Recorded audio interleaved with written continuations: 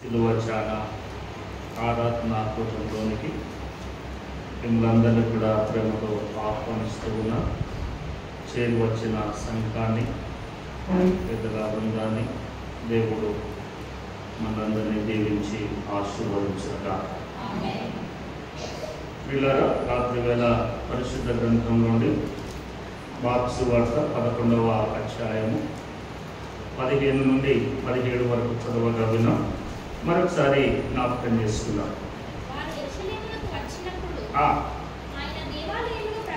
వారు యెరూషలేమునకు వచ్చినప్పుడు ఆయన దేవాలయంలో ప్రవేశించి దేవాలయంలో క్రయ విక్రయములు చేయు వారిని వెళ్ళగొట్ట ప్రారంభించి రూకలు మార్చు వారి బల్లలను గువ్వలమ్ము వారి పీటలను పడదోసి దేవాలయము గుండా ఏ పాత్ర అయినను ఎవరిని తేనియక ఉండెను.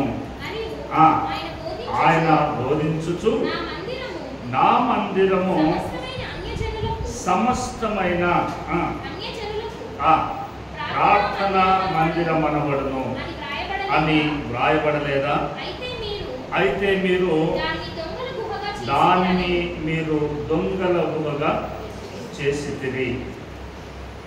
ప్రభునందు దేవుని వర్లారా, యేసు ప్రభువారు ఈ మాట మనము మట్లాదివారము అని చేసిన తదుపరి రోజు ఈ మాటను జ్ఞాపకం చేసినట్లుగా మనం మట్లాదివారం అని చేస్తున్నాం. కానీ యేసు ప్రభువారు యెరూషలేము జయప్రవేశం చేసి మరుసటి రోజు అంజూరపు చెట్టును చూసి ఆకలి ఉండగా ఏమీ లేకపోయేసరికి దాన్ని చెప్పించి దేవాలయంలోకి వస్తాడు.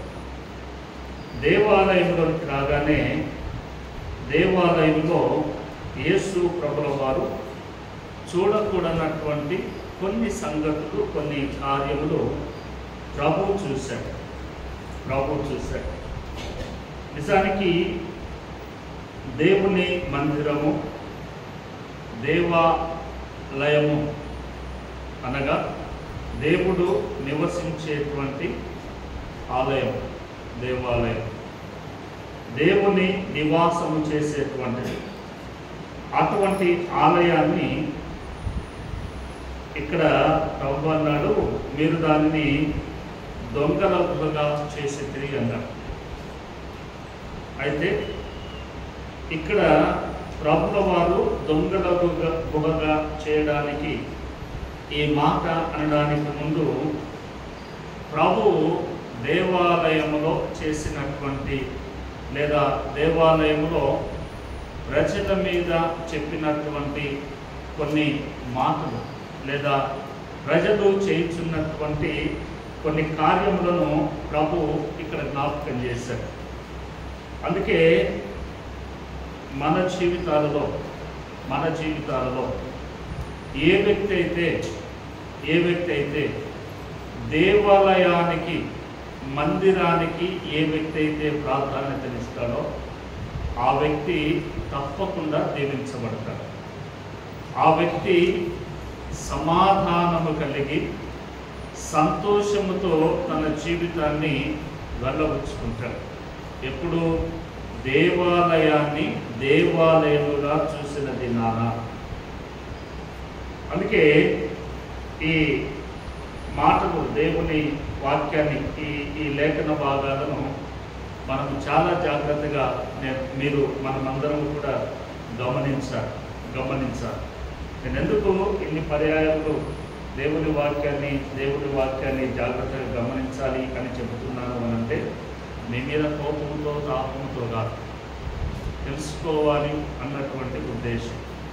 పాత నిబంధన గ్రంథములో ఏమి రాయబడి ఉంది, నూతన నిబంధన గ్రంథములో ఏమి రాయబడింది, అక్కడికి ఇక్కడికి ఉన్నటువంటి వ్యత్యాసం, తేడా ఏమిటి, ఎందుకు పాత నిబంధన అలాగే చెప్పారు, నూతన నిబంధన గ్రంథములో ఎందుకు ఇలాగున జ్ఞాపకం చేశారనేటువంటిది గ్రహించగలిగినప్పుడే మనకు దేవుని వాక్యంలో ఉన్న కొన్ని సంగతులు అర్థమవుతాయి. కొన్ని సంగతులు అర్థమవుతాయి. అందుకే నేను తరచుగా మీకు ఎగ్జాంపుల్స్ మనకు తెలిసినవే మాట్లాడతారు. చూడండి, జ్వరం వచ్చింది అని అంటే పారాసెటమాల్ వేసుకుంటే సరిపోతుంది. కానీ బాడీ పెయిన్స్ ఉన్నాయి అని అంటే డోలో వేసుకుంటే సరిపోతుంది. అందులో జ్వరానికి సంబంధించినటువంటి మెడిసిన్తో పాటుగా బాడీ పెయిన్కి సంబంధించినటువంటి మెడిసిన్ కూడా ఉంటుంది. అంటే అప్డేట్ అవుతున్నారు కాబట్టి ఒక మెడిసిన్లోనే, ఒక ఫార్ములాలోనే ఇంకొక ఫార్ములాను వాళ్ళు జోడిస్తూ ఉన్నారు. దాన్ని గ్రహించలేకపోతే ఇక అంతకంటే అజ్ఞానము ఏమి ఉండదు. అందుకే కొన్ని సంగతులను మీరు గ్రహించాలి అనేటువంటి విషయాన్ని నేను నొక్కి ఎక్కువగా గుర్తు చేస్తూ ఉన్నాను. రైట్, దాని ప్రకారం వెళ్దాం. చూడండి, ఇక్కడ యేసు ప్రభుల వారు మాట్లాడుతూ చూడండి, వారు యెరూషలేమునకు వచ్చినప్పుడు ఆయన దేవాలయంలో ప్రవేశించి దేవాలయంలో క్రయ విక్రయములు చేయు వారిని వెళ్ళగొట్ట ఆరంభించెను. యేసు ప్రభుల వారు దేవాలయంలోకి వచ్చేసరికి ఆయన చూసినటువంటి మొదటి కార్యము, మొదటి సంగతి ఏంటి అనంటే క్రయ విక్రయములు. వారు కొంటూ ఉన్నారు, ఎట్ ది సేమ్ టైం ప్రాఫిట్కు మరలా రీసేల్. ఒకటి కొంటున్నారు, కొన్నదాన్ని మరలా లాభానికి అమ్ముతూ ఉన్నారు. దానినే క్రయ విక్రయము అని అంటారు. తర్వాత రెండవ రూకలు మార్చువారిని అనగా ధనమును ఎక్స్చేంజ్ చేసుకోవడం. ఎవరైనా వస్తువు తీసుకొని వస్తే ఆ వస్తువును తన దగ్గర పెట్టుకొని దానికి సరిపడినంత ధనాన్ని తిరిగి ఇవ్వడం, రూకలు మార్చుకోవడం. ఏదైనా ధాన్యం తీసుకొస్తే ధాన్యాన్ని తీసుకొని వారికి డబ్బులు కావాలంటే డబ్బులు ఇవ్వడం, ఇలాగ చేస్తూ ఉన్నారు. తర్వాత మూడవది, గువ్వలము వారి పీటలను పడద్రోసెను. గువ్వలము వారి పీటలను పడద్రోసెను. నాలుగవది, దేవాలయము గుండా ఏ పాత్ర అయిననో ఎవరిని తేనీయకుండెను. అంటే కొందరికి ఆ దేవాలయం ఏమైపోయింది? మార్గం అయిపోయింది.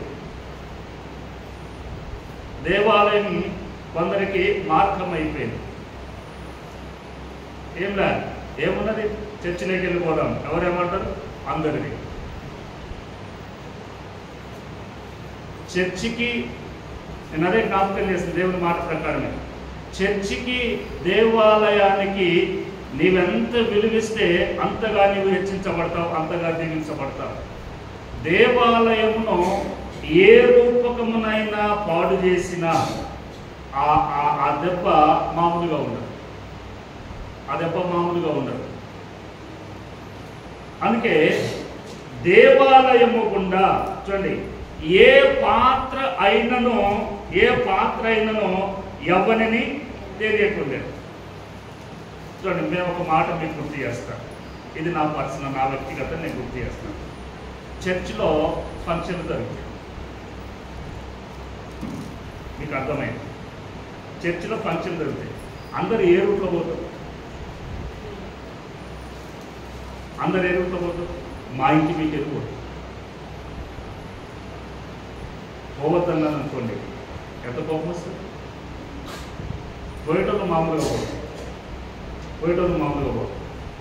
చెత్త చెదారం వాళ్ళు పట్టుకొచ్చినవి ఇవన్నీ కూడా, చిన్న ప్లేట్లు కూడా అక్కడనే, ఏది ఆ కరివేపాకు చెట్టున చూసారా, అక్కడనే పడేసి వాళ్ళు తిన్నవి ఏమన్నా బొక్కలు, చికెన్ మటన్ పడితే బొక్కలు అక్కడ పడేసిపోతారు. కొంచెం బాధ అనిపిస్తుంది. తిన్నోళ్ళు ఎవరైనా ఊడిస్తారా? ఎవరు ఊడ్చుకోవాలి? అదే మీ ఇంట్లో మీదకి వెళ్ళి, నేను పర్సనల్ అంటున్నాను, మళ్ళీ అది కూడా చెప్తున్నాను. అయ్యగారు మమ్మల్ని ఇట్లా అన్నాడు అన్నారు. అదే మీ ఇళ్ళ దగ్గర, మీ గృహాల దగ్గర మేము తిని అక్కడ పడేసి వచ్చారనుకోండి, మీరు ఒప్పుకుంటారా? ఎవరి ఇల్లు అయినా ఇల్లే. మీరు మీ ఇంటిని ఎంత జాగ్రత్తగా చూసుకుంటారో మేము ఆ గృహంలో ఉన్నంత వరకు మేము అనుకుంటాం ఇది మాది, మేము జాగ్రత్తగా చూసుకుంటాం. ఇది మేము జాగ్రత్తగా చూసుకోవాలి. చూడండి, మా ప్రక్కన పెద్ద ఆయన ఉంటాడు. ఆయన అనేక సందర్భాల్లో ఆయన అన్నాడు, పాస్టర్ గారు ఈ మామిడి చెట్టు వల్ల ఆకులన్నీ దాని మీ వైపున పడతా ఉన్నాయి, నేను ఆ కొమ్మ కొట్టేస్తాను. నేనే వద్దన్నా, అర్థండి సార్, అది ఫలాలు ఇచ్చేటువంటి చెట్టు, దాన్ని కొట్టేయద్దులేండి, ఇబ్బంది లేదు. గ్రహించుకోవాలి. చూడండి, దేవుని మాట ఇక్కడ జ్ఞాపకం చేయబడింది. నా ప్రక్కన పెడతాం. చూడండి, దేవాలయము గుండా ఏ పాత్ర అయినను ఎవరిని తేనియకుండెను. ఇది 4. చూడండి, తరువాత ఆయన 17వ వచనంలో ఈ మాట మాట్లాడాడు. చూడండి, తర్వాత చూడండి 17వ వచనం. ఆయన బోధించుచు, చూడండి, ఆయన బోధించుచు నా మందిరము సమస్తమైన, చూడండి, సమస్తమైన అని ప్రక్కనే పెట్టాడు. ఓకే, నేను ఈ పదం బయట అంటాను. ఓకే, ప్రార్థనా మందిరము అనబడును అని వ్రాయబడలేదా? అయితే మీరు దానిని దొంగల గుహగా చేసితిరి. నిజంగా ఈ పదం రాయబడిందా? ఈ వచనము, నా మందిరము సమస్త జనులకు, చూడండి, ఎక్కడ రాయబడిందో, ఏమి రాయబడిందో నేను మీకు జ్ఞాపకం చేస్తాను. చూడండి, 56వ అధ్యాయం యెషయా గ్రంథము 56వ అధ్యాయము 56వ అధ్యాయము 6వ వచనం నుండి 6వ వచనం నుండి, విశ్రాంతి దినమును అపవిత్రపరచకుండా ఆచరించుచు నా నిబంధనను ఆధారము చేసుకొనుచు యెహోవాకు దాసులై యెహోవా నామమును ప్రేమించుచు ఆయనకు పరిచర్య చేయవలెనని ఆయన పక్షమున చేరు అన్యులను నా పరిశుద్ధ పర్వతమునకు తోడుకొని వచ్చేదను. నా ప్రార్థనా మందిరములో వారిని ఆనందింపచేసేదను. నా బలిపీఠము మీద వారు అర్పించు దహన బలులను నాకు అంగీకారములగును. నా మందిరము సమస్త జనులకు, చూడండి, నా మందిరము సమస్త జనులకు ప్రార్థనా మందిరము అనబడును. ఇక్కడేమన్నాడు? మార్కు 11:17లో నా మందిరము సమస్తమైన. ఇక్కడ మనం జ్ఞాపకం చేస్తే యేసు ప్రభుల వారి రక్షణ వచ్చుటకు సిద్ధముగా ఉంది. ఆయన నీతి, ఆయన నిశ్చాయితీ వెల్లడి చేయుటకు సమయము ఆసన్నమైంది. ఆయన న్యాయమును జరిగించే సమయము వచ్చి ఉండగా ఆ సందర్భములో ఆయనకు పరిచర్య చేయవలెనని ఆయన పక్షముగా నిలిచే వారందరికీ, అంత మాత్రమే కాదు, విశ్రాంతి దినమును అపవిత్రపరచకుండా ఆచరించుచు దేవుని నిబంధనను ఆధారము చేసుకున్నటువంటి దేవుని దాసులను ఆయన ప్రేమించుచు వారిని అందరినీ కూడా ఆ పరిశుద్ధ పర్వతం మీద తీసుకుని వస్తున్నాడు. ఆ పరిశుద్ధ పర్వతం మీద అక్కడికి వచ్చిన తరువాత ఆయన అంటాడు, నేను ఎవరినైతే అక్కడికి నడిపించానో వారిని అందరినీ కూడా నా ప్రార్థనా మందిరములో వారిని ఆనందింపచేస్తాను. నా ప్రార్థనా మందిరములో ఆనందింపచేస్తాను. నా ప్రార్థనా మందిరములో ఆనందింపజేస్తాను. పాత నిబంధన కాలంలో యేసు ప్రభుల వారి రాకడకు మునుపు ఈ మాటలు జ్ఞాపకం చేశాడు. చూడండి, యేసు ప్రభుల వారు వచ్చిన తరువాత ఏ మందిరమును గురించి అయితే, ఏ ప్రార్థనా మందిరమును గురించి అయితే దేవుడు ప్రవక్త ద్వారా మాట్లాడించాడో ఆ మందిరమును ఈ ప్రజలు ఏ విధముగా చేశారంటే ఇక్కడ జ్ఞాపకం చేశారు. వారు క్రయ విక్రయములు చేస్తున్నారు.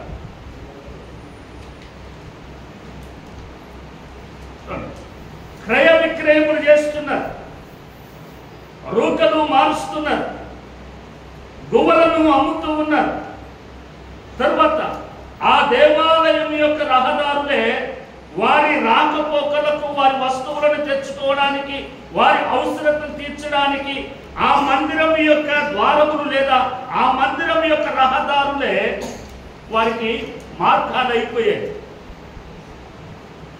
అందుకే ప్రభు ఇక్కడ అన్నాడు, నా మందిరము ప్రార్థనా మందిరం అయితే మీరు దానిని దొంగల గుహగా చేసితిరి. దేవుని మందిరంలో కొన్ని నియమ నిబంధనలు ఉన్నాయి. దేవుని మందిరంలో కొన్ని క్రమాలు ఉన్నాయి, కొన్ని పద్ధతులు ఉన్నాయి. పద్ధతులు ఏ సందర్భంలో ఏ విధముగా నడుచుకోవాలో ఆ విధంగా నడుచుకోవాలి. చిన్నలు కానీ పెద్దలు కానీ ఎవరు ఎప్పుడు ఏ విధంగా దేవుని మాట జ్ఞాపకం చేస్తే ఆ విధంగా నడుచుకోవాలి. పండుగలు ఉన్నాయి, పండుగలకు కూడా ఎవరు వెళ్ళాలి, ఎలా వెళ్ళాలి, ఏ విధంగా వెళ్ళాలి అనేటువంటిది దేవుని యొక్క మాట జ్ఞాపకం చేస్తూ ఉంది. అందుకే ఇశ్రాయేలీల జీవితంలో, ఇశ్రాయేలీల నడువడికలో, వారి దైనందిన జీవితంలో దేవుడు వారికి ఇచ్చినటువంటి నిబంధన, దేవుడు వారికి ఇచ్చినటువంటి ఆజ్ఞ, దేవుడు వారికి ఇచ్చినటువంటి పండుగలలో ఈ విధముగా వారికి జ్ఞాపకం చేశాడు. చూద్దాం, చూడండి. ద్వితీయోపదేశకాండము 16వ అధ్యాయం. ద్వితీయోపదేశకాండము 16వ అధ్యాయము 16వ వచనం చూడండి. 16వ అధ్యాయము 16 నుండి.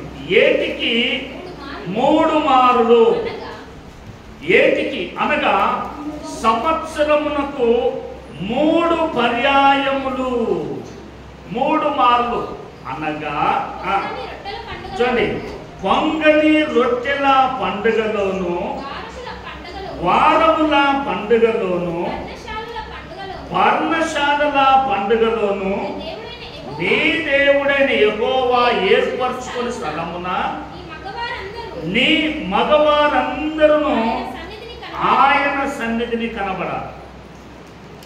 చూడండి, దేవుడు వారికి ఇచ్చినటువంటి ఆజ్ఞ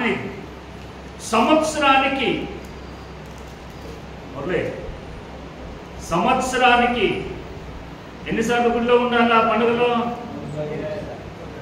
మొదలే అంతే. 3 సార్లు సంవత్సరానికి 3 పండుగలు. 3 పండుగలకు వారు దేవుని సన్నిధిలో ఉండాలి. మొదటి పండుగ పేరు చెప్పాడు, మొదటి పర్యాయం చెప్పాడు, పొంగని రొట్టెల పండుగ అని అన్నాడు. పొంగని రొట్టెల పండుగ ఇది ఎప్పుడు అని అంటే లేవియా కాండము. నేను వీటి గురించి జ్ఞాపకం చేయను కానీ మీకు జస్ట్ అట్లా ఎగ్జాంపుల్ మీకు చూపిస్తున్నాను. చూడండి, లేవియా కాండము 23వ అధ్యాయం 23వ అధ్యాయము 5వ వచనం. మొదటి నెల 14వ దినమున సాయంకాలమందు యెహోవాకు పస్కా పండుగ జరుగును. ఆ నెల 15వ దినమున యెహోవాకు పొంగని రొట్టెల పండుగ జరుగును. లేవియా కాండము 23వ అధ్యాయము 5-6 వచనాలు. మొదటి నెల 14వ తారీఖున వారికి ఇచ్చినటువంటి ఆజ్ఞ ఏంటంటే పస్కా. ఇది 14వ దినము సాయంకాలం, అంటే సూర్య అస్తమయంలో దీనిని ప్రారంభిస్తారు. దీనిని సూర్య అస్తమయంలో ప్రారంభించగా మరుసటి రోజు 15వ దినమున మరుసటి దినాన వెంటనే మరలా ఏం స్టార్ట్ అవుతుంది? పొంగని రొట్టెల పండుగ ప్రారంభమవుతుంది. ఇక్కడ ఏమన్నాడు? ద్వితీయోపదేశకాండము 16:16లో ఏటికి 3 మార్లు అనగా పొంగని రొట్టెల పండుగలో, పొంగని రొట్టెల పండుగలో ఉండాలి. తర్వాత రెండవ పండుగ అన్నాడు. రెండవది పర్ణశాలల పండుగ. పర్ణశాలల పండుగ ఇందులోనే వ్రాయబడి ఉంది. లేవియాకాండము 23వ అధ్యాయము 33వ వచనం నుండి, మరియు యెహోవా ఇలాగు సెలవిచ్చెను, నీవు ఇశ్రాయేలీయులతో ఇట్లనము, ఈ 7వ నెల 15వ దినము మొదలుకొని 7 దినముల వరకు యెహోవాకు పర్ణశాలల పండుగ. ఏ నెల ఇది? 7వ నెల. పులియన్ రొట్టెల పండుగ ఏ నెల? మొదటి నెల. ఇది 7వ నెల మొదటి నెలలో ఈ పండుగను వారు చేసుకోవాలి, దేవుడు వారికి ఇచ్చినటువంటిది. తర్వాత ఈ పర్ణశాల పండుగల గురించి ఎందుకు చేయాలో కూడా ఆయన క్రింద జ్ఞాపకం చేశాడు. 42వ వచనం. నేను ఐగుప్తు దేశంలో నుండి ఇశ్రాయేలీయులను రప్పించినప్పుడు వారు అరణ్యమంతా కూడా పర్ణశాలలలో నివసింపజేస్తున్నని మీ జనులు ఎరుగున్నట్లు 7 దినములు మీరు పర్ణశాలలలో నివసించాలి. ఇది తరువాత 3వది జ్ఞాపకం చేశాడు, వారముల పండుగ. వారముల పండుగ, దీనిని మరి ఒక పదం ఏమంటారు? శృంగధ్వని అంటారు. శృంగధ్వని, వారముల పండుగ, లేకపోతే trumpets, the day of trumpets అని కూడా అంటారు. చూడండి, ఈ 3 దినాలలో దేవుడు ఎన్నిక చేసుకున్నటువంటి ప్రజలు ప్రతి సంవత్సరము ఈ 3 రోజులలో 3 దినాలలో దేవుని మందిరములో ఉండాలి. చూడండి, మనము 3 పండుగలు అంటున్నాం, కానీ పొంగని రొట్టెలు, పులియన్ రొట్టెల పండుగ ఎన్ని రోజులు ఉండాలా? 7 రోజులు ఉండాలి. ఓకే. తర్వాత పర్ణశాలల పండుగ ఎన్ని రోజులు ఉండాలా? 7 రోజులు ఉండాలి. తర్వాత వారముల పండుగ, పేరులోనే వారం 7. అంటే ఇలా వచ్చి అలా వెళ్ళడానికి వీల్లేదు, ఇలా కనబడి ముఖం చూపించి వెళ్ళడానికి వీల్లేదు. అక్కడ ఖచ్చితంగా వారు దేవుని మందిరంలో ఉండాలి. ఇలాగున దేవుడు వారికి నియమ నిబంధనలను ఇచ్చాడు. ఇలాగున దేవుడు వారికి నియమ నిబంధనలు ఇచ్చాడు. ఏ మనుషుడు కూడా ఈ నియమమును మీరితే, ఈ నిబంధనను మీరితే వాడిని, వాడి కుటుంబాన్ని వారి జనాభాలో ఉండకుండా దేవుడు తొలగిస్తాడు. దేవుడు వారిని, వారి కుటుంబాన్ని జనాభాలో లేకుండా చేస్తాడు. అందుకే దేవాలయముల గురించినటువంటి ప్రత్యేకత ఎప్పుడు వారి జీవితాల్లో ఉంటుంది. దేవాలయమును ఎంత జాగ్రత్తగా ఉంచుకోవాలో, దేవాలయమును ఎంత పరిశుద్ధముగా ఉంచాలో, దేవాలయంలో ఏమేమి జరగవలసి ఉన్నదో అవన్నీ కూడా వారు చేస్తూనే ఉండాలి. అయితే ఆ ప్రజలు ఈ 3 పండుగలు 3 దినాలలో అక్కడికి వెళ్ళిన తరువాత వారు చేయాల్సిన పని ఏమిటి? మరల కింద అక్కడనే 17వ వచనం ఏం రాశాడు? ఆ ద్వితీయోపదేశకాండము 16:17లో వారు వట్టి చేతులతో యెహోవా సన్నిధిని కనబడక, నీ దేవుడైన యెహోవా నీకు అనుగ్రహించిన దీవెన చొప్పున ప్రతి వాడు చూడండి, పండుగలకు పోయి ఊరకనే రావద్దు. ఇంకోటి పోయి రావడం కాదు, పోయేటప్పుడే ఈ హ్యావ్ టు ప్రిపేర్. ఏ పండుగకు నీవు దేవుని మందిరంలోనికి వెళుతున్నా వెళ్ళేటప్పుడు నీవు సిద్ధం చేసుకోవాలి. వెళ్ళేటప్పుడే ఆ సంవత్సరంలో ఆ పండుగ సమయానికి దేవుడు నిన్ను ఎంతగా దీవించాడో ఆ దీవెనను జ్ఞాపకం చేసుకొని దేవుని మందిరంలో ఇవ్వడానికి నీవు కానుకలు సిద్ధం చేసుకోవాలి. కానుకనగానే కేవలము ధనము మాత్రమే కాదు, కేవలము ధనము మాత్రమే కాదు. ఎందుకంటే దేవుడు చాలా నియమ నిబంధనలు వీరికి జ్ఞాపకం చేశాడు. కానుకనగానే మనకు ధనం వచ్చేస్తుంది. ధనం మాత్రమే కాదు, పశువులు కానీ, గువ్వలను కానీ, ధాన్యమును కానీ ఏదైనా కూడా దేవునికి అర్పించవచ్చు. అయితే నీవు దేవునికి ఇవ్వాలి అనుకున్నటువంటి ఏ అర్పణైనా, ఏ పశువైనా, ఏ జంతువైనా నీవు ఇవ్వడానికి దాన్ని సిద్ధము చేసినప్పుడు నీవు చాలా దూరంలో ఉన్నామనుకోండి, చాలా దూరంలో ఉన్నావు. ఒకవేళ హైదరాబాద్లో ఉన్నాము, హైదరాబాద్ నుండి ఒక పశువును, ఒక జంతువుని ఇక్కడ తీసుకొని రావాలి, దాన్ని తోలుకొని రావాలంటే మనం రాలేము, కష్టం. ఒకవేళ ట్రాన్స్పోర్ట్లో తీసుకొద్దాము అని అంటే దీనికి పెట్టేదానికి ఆ ట్రాన్స్పోర్ట్కే ఎక్కువ అవుతుంది, ఇలా మనము భరించలేము. కాబట్టి ఏం చేయాలా అని అంటే దేవుని మాట మనకు జ్ఞాపకం చేస్తుంది. చూడండి 14వ అధ్యాయం, అదే ద్వితీయోపదేశకాండము 14వ అధ్యాయము 22వ వచనం నుండి, ప్రతి సంవత్సరమున నీ విత్తనముల పంటలో అవశ్యముగా వేరు చేయవలేను. నీవు భయపడ నేర్చుకున్నట్లు నీ దేవుడైన యెహోవా తన నామమునకు, చూడండి ఈ మాటలు జ్ఞాపకం చేసుకోండి, ఈ మాటలు ఇక్కడ రాయబడిన మాటలు జ్ఞాపకం చేసుకోండి.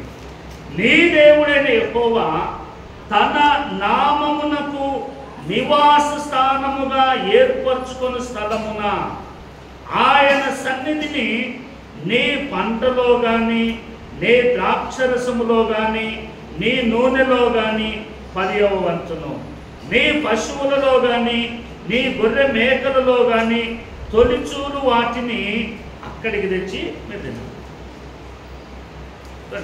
ఎక్కడికి తేవాలి ఇవన్నీ కూడా? నీ యెహోవా తన నామమునకు నివాస స్థానముగా ఉన్నటువంటి స్థలములోని. ప్రతి మనుషుడు కూడా, ప్రతి కుటుంబము కూడా దేవుని నామము కలిగిన నివాస స్థానములోనికి. తెలుగు బాప్టిస్ట్ చర్చి లక్ష్మీపురం సంఘము చర్చి ఎక్కడుందంటే ఏం చెప్తాం? ఒకవేళ ఆ రోడ్డు మీద నిలబడ్డాం అనుకోండి, చర్చి ఎక్కడంటే ఏం చెప్తాం? ఇగో ఇదే అంట మాకు కనబడిందల్లా అనం. చర్చ్ ఎక్కడుందని అంటే ఇదిగో పలాని చోట ఉంటుంది. మనందరికి ఇక్కడ ఏదైనా అడ్రస్ కావాలంటే ఆ ఐడెంటిఫికేషన్ గుర్తు ఏంటంటే ట్రినిటీ స్కూల్. మీ లొకేషన్ చెప్పండి సార్ అంటే ట్రినిటీ స్కూల్ ఉంటుందా, దానికి ఎదురుగా ఉంటుంది అని అంటారు. దేనిని పడితే దానిని మందిరము అని చెప్పం. అందుకే ఇక్కడ అన్నాడు యెహోవా తన నామమునకు నివాస స్థానముగా ఏర్పరచుకున్నటువంటి స్థలములోనికే. అందుకే దేవుడు యెరూషలేమును తనకు నివాస స్థానముగా ఏర్పాటు చేసుకున్నాడు.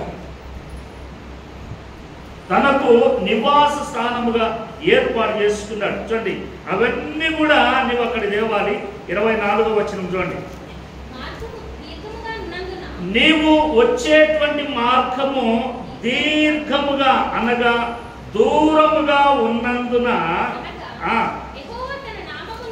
యెహోవా తన నామమునకు నివాస స్థానముగా ఏర్పరచుకుని స్థలము మిక్కిలి దూరముగా ఉన్నందున నీవు ఏదైతే దేవునికి ఇవ్వాలనుకున్నావో వాటిని మోయలేని ఎడల నీ దేవుడైన యెహోవా నిన్ను ఆశీర్వదించినప్పుడు నీవు ఏర్పాటు చేసుకున్నటువంటి గువ్వ గాని, పశువు గాని, ధాన్యము గాని, అది ద్రాక్షరసం గాని ఏదైనా సరే వాటిని వెండికి మార్చి ఆ వెండిని చేత పట్టుకొని నీ దేవుడైన యెహోవా ఏర్పరచుకున్న స్థలమునకు వెళ్ళి అక్కడ నీ కొరకు కొన్ని సిద్ధం చేసి ఉంటారు. ఎక్కడ? దేవాలయము దగ్గర నీవు వెళ్ళి నీవు కోరుకొని దేనినైనాను, ఒకవేళ ఎగ్జాంపుల్ నీవు ఎద్దునైతే ఎద్దుకేమి, గొర్రెనైతే గొర్రెలకేమి, ద్రాక్షరసమునకైతే ద్రాక్షరసముకేమి, మత్స్యమునకేమి, నీవు కోరుదానికి ఆ వెండినిచ్చి నీవును నీ ఇంటి వారును నీ ఇంట నుండి లేవీలందరూ కూడా అక్కడ సంతోషించాలి. అంటే నువ్వు ఏదైతే సిద్ధం చేసావో దూరముగా ఉంటే మోసుకొని పోలేవు కనుక నీవున్న చోటనే దానిని అమ్మి ఆ డబ్బు తీసుకొని వచ్చి మరలా నీ కొరకు దేవాలయంలో సిద్ధం చేసి పెడతారు. దూరం నుండి వచ్చేవారు ఉంటారు, వారికి ఇది కొన్ని దేవాలయంలో అర్పించడానికి అని వారు అక్కడ సిద్ధం చేసి పెడతారు. నువ్వు ఎక్కడైతే అమ్మావో ఆ ధనం అంతా కూడా తీసుకుని వచ్చి ఆ ధనానికి తగినటువంటిది ద్రాక్షరసము కానీ, గొర్రె కానీ, మేకలు కానీ, ఎద్దు కానీ, అది ఏదైనా సరే కొన్ని దేవాలయంలో ఇవ్వాలి. అయితే ఇక్కడ జరిగినటువంటి సంఘటన ఏమిటి అనంటే, అక్కడ ఉన్నటువంటి ప్రజలు యేసు ప్రభుల వారు జ్ఞాపకం చేసినటువంటి ఈ ప్రజలు ఏం చేశారంటే, దూరం నుండి వచ్చేటువంటి ప్రజల కొరకు అన్ని దుకాణాలు ఏర్పాటు చేశారు. ఏర్పాటు చేసి వీళ్ళు ఏం చేస్తున్నారు అని అంటే వ్యాపారంగా దానిని మార్చేశారు. వీళ్ళు 10 రూపాయలు కొంటే 10 రూపాయలకు అదనంగా అమ్మడం, 10, 20 రూపాయలు, 50 అమ్మాల్సింది 100 అమ్మడం, 100 అమ్మాల్సింది 200 అమ్మడం. ఏదైనా రూకలు మార్చేటప్పుడు మనం ఎక్స్చేంజ్ చేసుకునేటప్పుడు కమిషన్ తీసుకోవడం, ఇలాగున ఇవన్నీ కూడా చేస్తూ ఉండేసరికి దూరం నుండి వచ్చినటువంటి ప్రజలు ఏమి చేయాలో పాలుపోక వారందరూ కూడా నిశ్చేష్టులై అలాగున నిలవబడ్డారు. దేవాలయం ఇవ్వలేకపోతున్నారు, అర్పించలేకపోతున్నారు. ఇప్పుడు ధనమునిద్దాము అని అంటే వీరు మొక్కుబడి చేసుకున్నది ఒక పశువు, ధనం ఇస్తే బాగుండదు. కొని అక్కడ పశువును కొన్నాము అని అంటే వీరు అమ్మినటువంటిది ఒక రేటు ఉంది, కొనబోయేసరికి డబుల్ అయిపోయింది.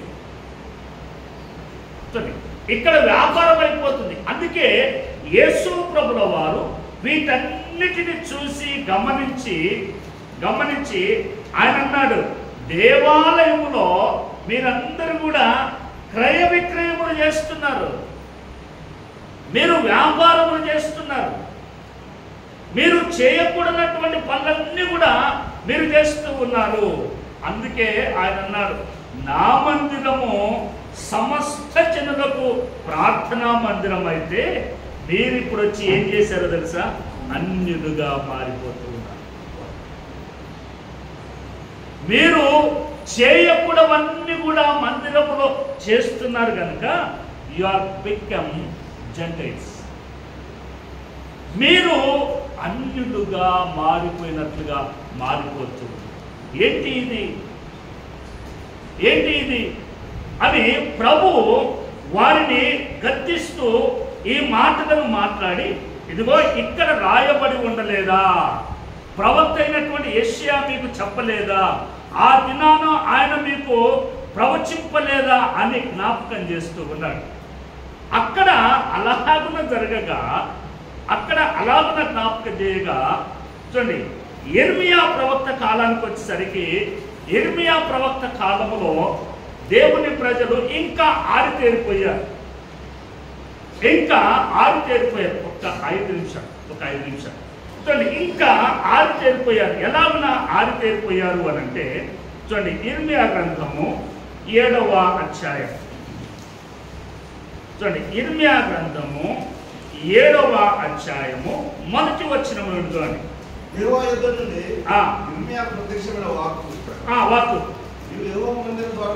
నీవు యెహోవా మందిర ద్వారమున నిలవబడి ఈ మాట అచ్చటనే ప్రకటింపుము, యెహోవాకు నమస్కారము చేయుటకై ఈ ద్వారములలో బడి ప్రవేశించి యూదావారులారా, యెహోవా మాట వినుడి, సైన్యములకు అధిపతియు ఇశ్రాయేలు యొక్క ఇలాగు సెలవిచ్చుచున్నాడు, నేను ఈ స్థలమున మిమ్మును నివసింపచేయునట్లు మీ మార్గములను మీ క్రియలను దిద్దుకొనుడి. తర్వాత ఈ స్థలము యెహోవా ఆలయము, ఈ స్థలము యెహోవా ఆలయము, ఈ స్థలము యెహోవా ఆలయము అని మీరు చెప్పుకొనుచున్నారే. ఈ మోసకరమైన మాటలు చూడండి ఎట్లా ఉందో చూడండి. ప్రజలు ఏమంటారట, ఈ ఆలయము ఎవరి ఆలయము? యెహోవా దేవుని ఆలయం. ఇది దేవుని ఆలయం. ఒకసారి కాదు 4 సార్లు అంటారు దేవుని ఆలయం, దేవుని ఆలయం, దేవుని ఆలయము అని మీరు చెప్పుకొనుచున్నారే. చూడండి, మీరు చెప్పుకొనుచున్నారే. ఈ మోసకరమైన మాటలు ఆధారము చేసుకొనకుడి.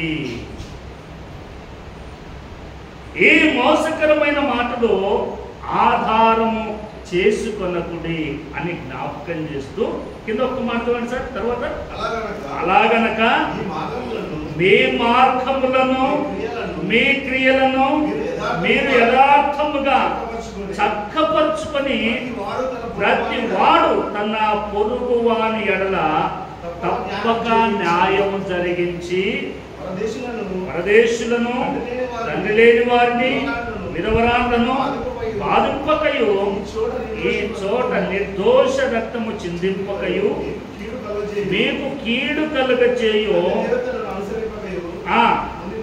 ఉండిన ఎడలా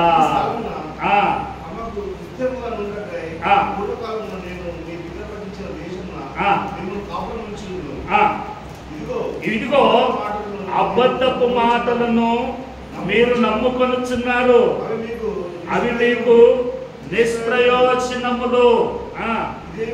ఇదేమి మీరు జారచోర క్రియలను నరహత్య చేయించు, అబద్ధ సాక్ష్యములు పలుకుచు, బయలునకు ధూపము వేయించు అనుసరించుచున్నారే. చదవండి సార్. అయినను నా నామము పెట్టబడిన ఈ మందిరములోనికి వచ్చి నా సన్నిధిని నిలుచుచు విడుదల నొందియున్నామని మీరు చెప్పుదురు. ఈ హేయ క్రియలన్నీ జరిగించుటకేనా? ఈ విధమైన హేయ క్రియలు జరిగించుటకేనా మీరు విడుదల నొందితిరి? నాదని చెప్పబడిన ఈ మందిరము మీ దృష్టికి ఏమైందట? దొంగల గుహ అయినదా? ఆలోచించుడి. నేనే ఈ సంగతి కనుగొంచున్నాను. ఇది చాలు సార్. Thank you. దేవుని మందిరములో ఎవరు ఎలా ఉన్నారో అలాగనే ఉన్నారు. ఎందుకు అనంటే నీ కళ్ళు నన్ను చూస్తాయి, నా కళ్ళు నిన్ను చూస్తాయి. నీవు చూసినవి ఇంకొకరు చూడలేదు, నేను చూసినవి ఇంకొకరు చూడలేదు. కానీ నిన్ను, నన్ను, మనందరినీ, లోకమంతటిని కూడా చూసేటువంటి ఒకే ఒక్కడున్నాడు. ఒకే ఒక్కడు. ఆయన దృష్టి నుండి ఏ మనుష్యుడు కూడా తప్పించుకోలేడు. ఏ మనుష్యుడు కూడా తప్పించుకోలేడు. అందుకే ఇక్కడ అన్నాడు, నేనే ఈ సంగతిని కనుగొనుచున్నాను. అబద్ధపు మాటలు, మోసపు మాటలు చెప్పబడి మీరంటారా మీ దృష్టికి ఈ మందిరమును దొంగల గుహ అయినదన్నట్లుగా మీరు మాట్లాడతారా అని అంటారు. అంటే దేవుని వార్తారా నేను జ్ఞాపకం చేసే మాట ఏంటంటే ఒకటి మనం గుర్తెరుగుదాం, ఒకటి జ్ఞాపకం చేసుకుందాం. మనకి ఎలాగున్నా అర్థము దగ్గర నిలవబడి ఎవరికి వారని మురిసిపోతాం. Yes, I'm right. ఎలాగున్నా ఎవరికి వారమే. అందుకే సమాజంలో బయట ఒక సామెత ఉంది, కాకి పిల్ల ముద్దు. నీవు ముద్దు, నాకు నేను ముద్దు. నీవు ముద్దు, నాకు నేను ముద్దు.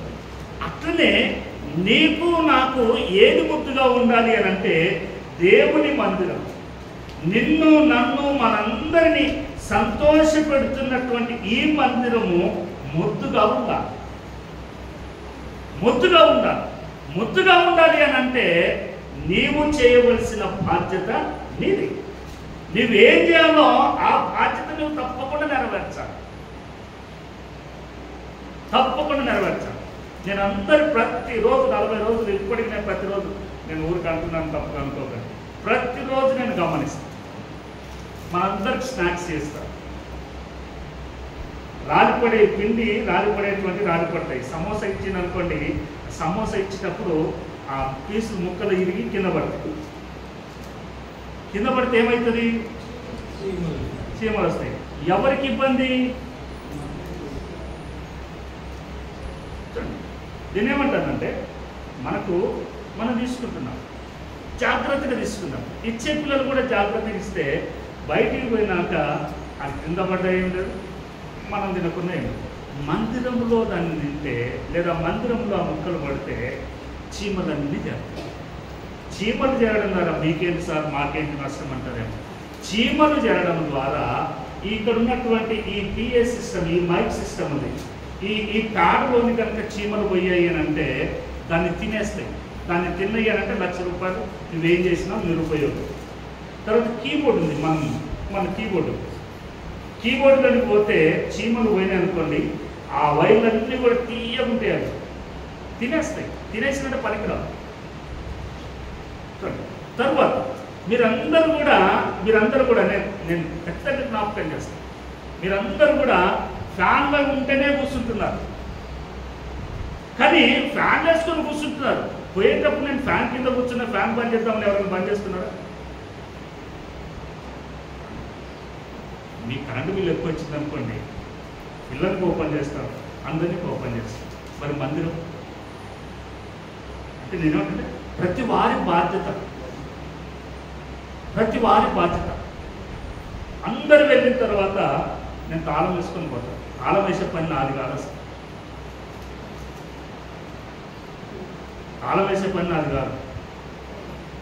కానీ నేను ఎందుకు అనంటే అన్ని రికార్డ్ అయినటువంటి అన్ని అప్లోడ్ చేసుకున్న తర్వాత నిమ్మలంగా నేను వెళ్తాను. తాళం వేసుకొని అన్ని బంద్ చేసి చూసి నేను వెళ్తాను.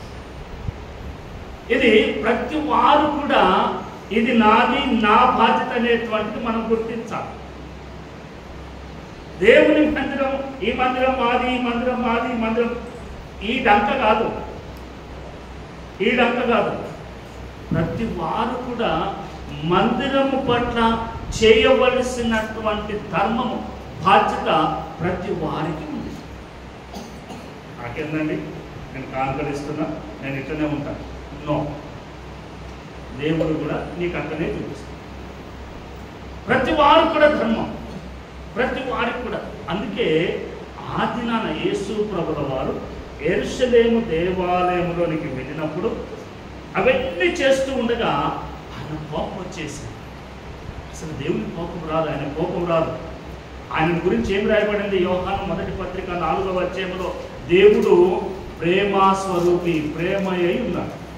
ప్రేమ అయినటువంటి దేవునికి కోపం వచ్చింది అని అంటే ఆయన మందిరాన్ని ఎలా చేశారు? ఎవరు? మనమే. ఆ దినాలు వాళ్ళు చేశారు, ఈ దినాలు మనం చేసుకుంటున్నాం.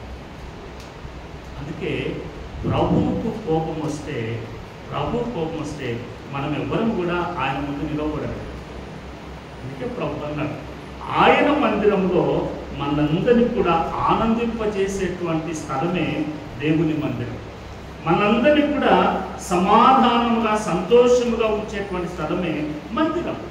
కాబట్టి ఆ మందిరాన్ని మనం ఎలాగ కాపాడుకోవాలి, మందిరాన్ని ఎలాగ చూసుకోవాలి అనేటువంటిది ప్రతి మనుషుని యొక్క బాధ్యత, ప్రతి వారి యొక్క బాధ్యత. నువ్వు ఎంత దూరం నుండి వచ్చినా, ప్రక్క నుండి వచ్చినా, నీ బాధ్యత మరిస్తే అనర్థం. అందుకే ప్రభు ఈ రాత్రి వేళ జ్ఞాపకం చేస్తూ ఆనాడు ఉన్నటువంటి వారిని కోపం చేశారు. నా మందిరాన్ని మీరు దొంగల గుహగా చేశారు అని వారిని కోపగించుకొని వాటన్నిటినీ పడదొస్తాడు ప్రేమ కలిగినటువంటి దేవుడు. ఈ రాత్రి వేళ నీ మందిరాన్ని నీవు ఎలా ఉంచుతున్నావో నీకే వదిలేస్తూ ఉన్నాడు ప్రభు. నిన్నే అడుగుతున్నాడు, నా మందిరాన్ని నీవు ఎలా ఉంచుతూ ఉన్నావు. కాబట్టి ఒకసారి పరీక్షించుకుందాం. దేవుడి సన్నిధిలో మనమే పూర్తి చేసుకుందాం. దేవుడి మాటలను దీవించుగాక. తల వంచుదాం, ప్రార్థన చేసుకుందాం. ప్రేమ కలిగిన దేవుడు ఈ రాత్రి వేళ